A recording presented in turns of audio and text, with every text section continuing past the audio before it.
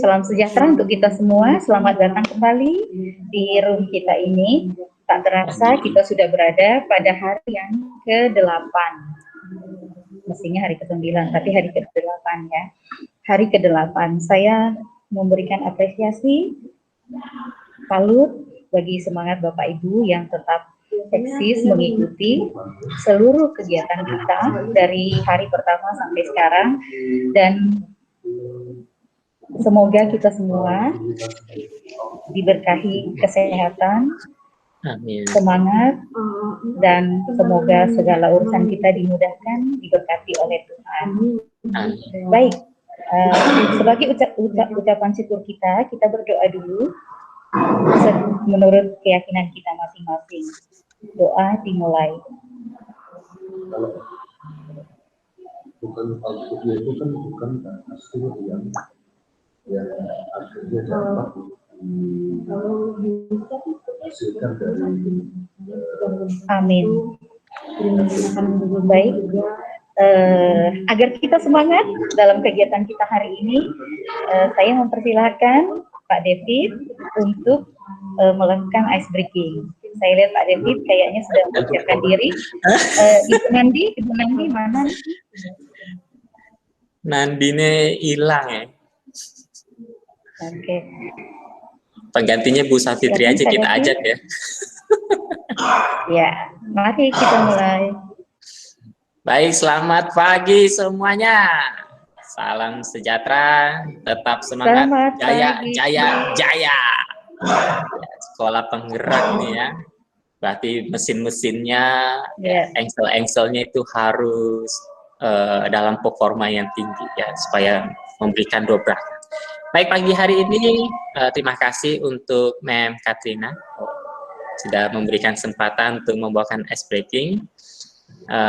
Kita akan bermain sambung cerita, di mana serunda nih, mulai pusing-pusing.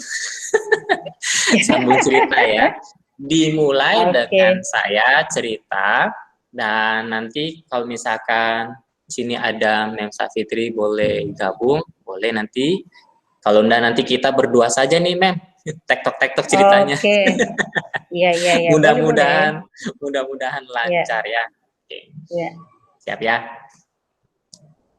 Hari ini saya bangun pagi hari dan berjalan keluar menemukan seekor anak kucing. Saya mendekati kucing itu dan ternyata dia berlari karena dia jarang disentuh oleh manusia. Tiba-tiba anak kucing itu mengeluarkan suara yang nandi. Meow. Lanjut lagi ceritanya. Suara meong terus. Bu Katrina.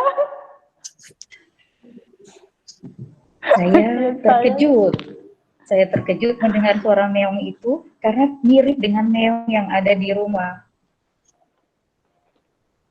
Meong di rumah.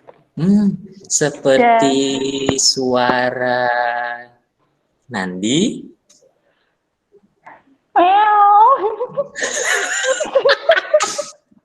Meong terus.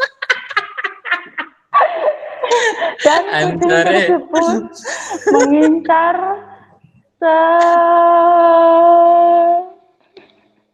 mengincar ikan yang ada di meja. Dan kemudian Pak David, tiba-tiba Mem Katrina keluar dan memberikan jebakan. Mem, jebakan. Waduh, jebakan apa ya? Enggak deh, saya kasih makan aja biar dia enggak suka mencuri. Oke, sekian cerita meong hari ini, dan lanjutkan kita sebuah bunyi Kita bertiga bunyi sama-sama. 1, 2, 3. Meow. Oke, thank you very much, Mr. David, sudah Thank you membuka too, dengan ma'am. ice breaking. Oke, Oke. semuanya sehat kan? Sehat dong. Sehat, ma'am. Alhamdulillah. Oke, nah, dari hari ke hari kita sudah melihat berbagai materi tentang kurikulum operasional satuan pendidikan. Nah, izinkan saya hari ini mempresentasikan kepada Bapak Ibu tentang tujuan dan prinsip-prinsip kurikulum operasional satuan pendidikan.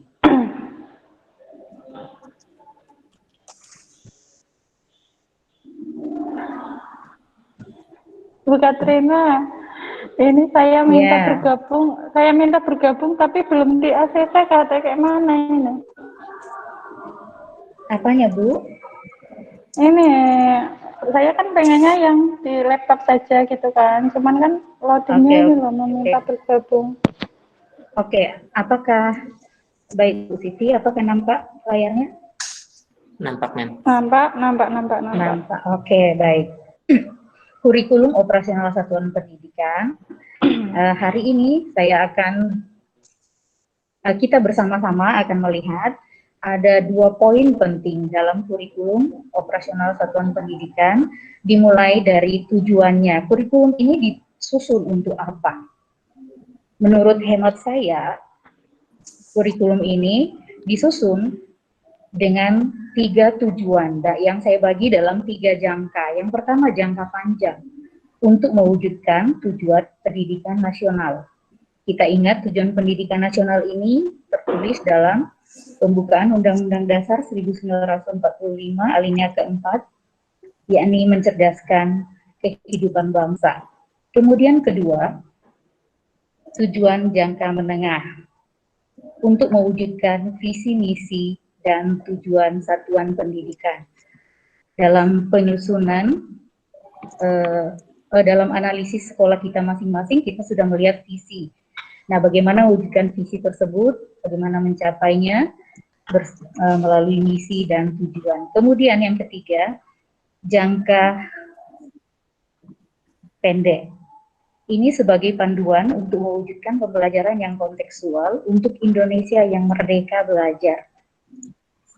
Ini untuk siswanya, untuk gurunya merdeka mengajar, sesuai dengan profil Pancasila. Kemudian, dalam penyusunan kurikulum operasional satuan pendidikan, kita harus memperhatikan beberapa prinsip. Yang pertama, berpusat pada peserta didik. Yang kedua, kontekstual. Ketiga, esensial. Keempat, akuntabel.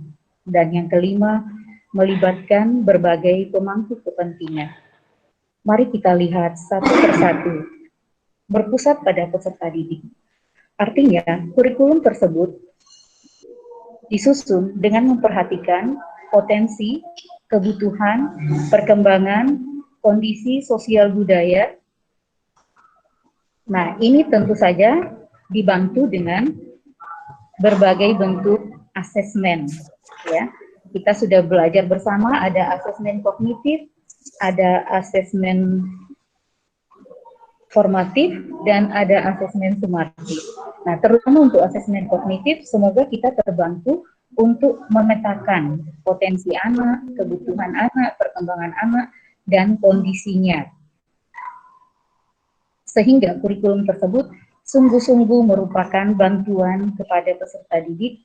Kita ingat kemarin kita ada belajar bahwa pendidikan harus menghamba kepada peserta didik. Bukan lagi sebuah penjajahan ya. Kedua, menganut prinsip kontekstual, memuat kekhasan satuan pendidikan, memuat karakteristik satuan pendidikan sesuai dengan sosial budaya. Nah, jangan sampai kita mengajarkan ilmu jagung kepada padi misalnya, atau ilmu berenang kepada mendaki gunung. Nah, ini bisa jadi karena disesuaikan dengan sosial budaya, bisa jadi tuntutan kurikulum yang ada di pesisir dengan pegunungan dan kota itu ada kemungkinan berbeda karena memperhatikan sosial budaya setempat. Kemudian disesuaikan dengan dunia kerja. Kira-kira zaman ini membutuhkan apa? Kemudian disesuaikan juga dengan dunia industri.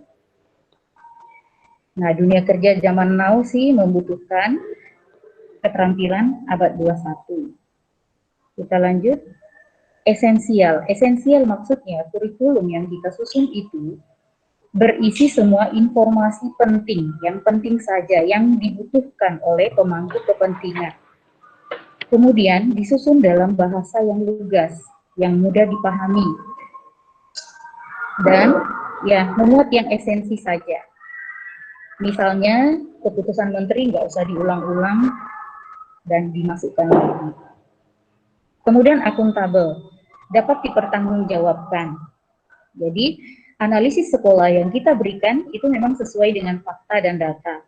Kebutuhan siswa, masalah siswa, semuanya sesuai dengan fakta dan data. Nah, data kita dapat dari mana? Ya, mungkin melalui observasi, melalui kuesioner, melalui wawancara, dan seterusnya. Ya, jadi akuntabel, tidak mengada-ngada, tapi sesuai dengan fakta dan data. Kemudian, prinsip kelima, melibatkan berbagai pemangku kepentingan. Siapa saja? Ya, kepala sekolah, komite satuan pendidikan, orang tua siswa, warga sekolah, dan tetap melakukan koordinasi dan supervisi dari Dinas Pendidikan dan urusan pemerintah bidang agama, misalnya untuk pengesahannya. Baik, jika pendidikan maju, Indonesia maju. Maka, mari cerdaskan kehidupan bangsa. Sebelum kita lanjut, Siti Nandiro, Ibu Siti. Iya. Iya. Ada yang mau ditanyakan, Bu, atau ada tanggapan dari Ibu tentang materi ini? Dari yang pertama. Boleh, silakan. Mau minta slide-nya yang pertama, Bu.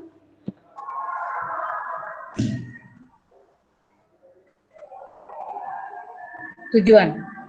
Ya.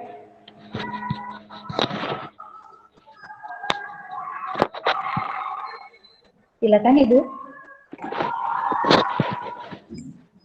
Merdeka dalam merdeka menurut guru itu yang bagaimana, Bu? Yang merdeka mengajar, kah? Iya. Oke. Baik, sebelum saya memberi tanggapan, saya mau bertanya juga kepada Ibu. Selama ini Ibu mengajar, apakah merasa sudah merdeka atau belum? Kalau untuk yang mengajar, iya merdeka. Tapi untuk yang masalah pembuatan perangkat, mungkin di sini saya masih kesulitan ketika IHT, tetapi salah satu dari beberapa guru itu kan biasanya kan ditunjuk untuk IHT, biasanya per semester lah, per semester sering ada IHT, ya kan? Ya. Tapi ketika penjelasan itu belum bisa dipahami itu susahnya di situ. Baik, Bu.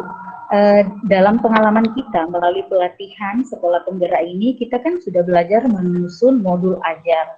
Nah, diharapkan nanti di satuan pendidikan masing-masing, kita menyusun modul ajar yang lengkap, yang sudah disesuaikan dengan 5 prinsip tadi, sehingga guru tinggal memakai, tidak perlu menyesuaikan lagi dengan konteks budaya setempat, karena sudah disusun sesuai dengan konteksnya, begitu Bu. Jadi tinggal pakai. Lalu kalau ada hal-hal yang memang soal teknis atau ada perubahan, ya kita harus siap juga berubah. Merdeka di sini bukan berarti bebas dari, tapi bebas untuk. Bukan bebas dari tanggung jawab, bukan bebas dari tugas, tetapi saya bebas merdeka untuk berbuat sesuatu. dalam pendidikan yang berguna bagi peserta didik, yang berguna bagi dunia pendidikan, yang berguna bagi bangsa dan negara. Demikian Ibu. Oke, terima kasih Bu Katrina. Terima kasih Ibu Nandi, semangat sudah sekali. sangat Bagaimana sekali. Pak David? Oh ya. Ya Bu, thank you Ada untuk tanggapan? Ada apa lagi? Bukan Iya. lagi. Saya masih penasaran aja sih dengan tujuan KOSP ini yang di poin ketiga. Iya. Ya, Iya. dikatakan panduan untuk mewujudkan pembelajaran yang kontekstual untuk Indonesia yang merdeka belajar. Kontekstual. Sedangkan Indonesia ini kan negara kepulauan, kemudian dengan suku dan kebudayaan yang beraneka ragam. Nah, bagaimana pemerintah dalam hal ini sebagai pemangku kepentingan ya, atau mungkin nanti di Pemda setempat informasinya seperti apa ya, sehingga akhirnya itu goalnya itu nanti tercapai, apalagi nanti dikorelasikan dengan abad 21 ini gitu ya. Yang paling terdekat itu kan ya yang MEA itu ya, Masyarakat Ekonomi ASEAN. Itu soalnya masih apa ya? Masih mengeraba-raba gitu. Kalau endingnya nanti akhirnya kita punya template terpusat, ya belum merdeka lagi dong gitu. Gitu men. Iya, terima kasih Pak David. Menurut hemat saya kira penyusunan kurikulum operasional satuan pendidikan ini adalah salah satu jawaban terhadap keluhan-keluhan selama ini. Ya, misalnya dengan mengadakan ujian nasional, soalnya dari nasional, padahal yang mengajar guru di pesisir, guru di kota, guru di desa dan sebagainya. Jadi saya penasaran Bapak itu bagus, ya. Teruslah penasaran sehingga bisa terwujud, ya. Kemudian saya sendiri saya tidak penasaran, tapi saya punya harapan besar bahwa pendidikan benar-benar bisa memberikan pelayanan kepada anak-anak Indonesia sesuai dengan apa yang mereka butuhkan di masa kini dan untuk kehidupan mereka di masa yang akan datang. Oleh karena itu memang mereka harus dilatih berpikir kritis, mandiri, kreatif, berkolaborasi, bergotong royong, dan satu, tak boleh lupa mereka harus bertakwa, beriman kepada Tuhan Yang Maha Esa dan punya budi pekerti luhur. Percuma mereka cerdas kalau mereka punya budi pekerti yang tak baik. Begitu. Setuju dengan pendapat saya? Setuju banget. Iya, begitu Mbak. Masih banyak nih wajah Indonesia sekarang kita lihat orangnya cerdas, tapi kita menjadi sedih. Menjadi sedih kenapa? Karena ternyata mereka menjadi koruptor, mereka menjadi pelaku ketidakadilan dan sebagainya. Ya, begitu Bapak Ibu. Senang sekali bisa mendapat respon dari Ibu Nandi dan Pak David. Saya kira untuk sesi tanya jawab, luar biasa. Untuk sesi tanya jawab saya lanjutkan nih. Kita sebagai bagian penutupnya, mari bersama-sama kita buat yel-yel. Pendidikan maju, Indonesia maju. Mari cerdaskan kehidupan bangsa. Caranya, tangan kanan pendidikan maju, Indonesia maju. Mari cerdaskan kehidupan bangsa. Boleh? Yap. Boleh. 1, 2, 3. Pendidikan maju. Indonesia maju. Mari cerdaskan kehidupan bangsa. Dan sebagai penutup, sebutkan 5 prinsip pengembangan. Sebagai penutup kita ada kuis untuk Pak David. Sebutkan 5 prinsip pengembangan KOSP. Boleh dijawab di room chat, berlomba berdua. Aduh. Apa tadi? Atau langsung aja deh, biar tahu poinnya. Sebutkan 5 prinsip pengembangan KOSP. 1. Profil pelajar Pancasila ya? Salah deh. 2. Oke, Bu Nandi. Apa? Ibu Nandi. Berpusat pada peserta didik, kontekstual, esensial, akuntabel, dan melibatkan berbagai pemangku kepentingan. Oke, 5 Keren, bintang Nandi. untuk Ibu Nandi. Demikian, Ting, terima ting, kasih. Tetap bersemangat melanjutkan kelas hari ini. Bye. Tagline-nya dong, Mem. Tagline-nya tadi dong. Mau screenshot. Oh, Indonesia Maju. Mari cerdaskan. Oke, sip. Thank you, Mem. Oke, demikian presentasi dari saya. Terima kasih atas perhatiannya. Semoga bermanfaat.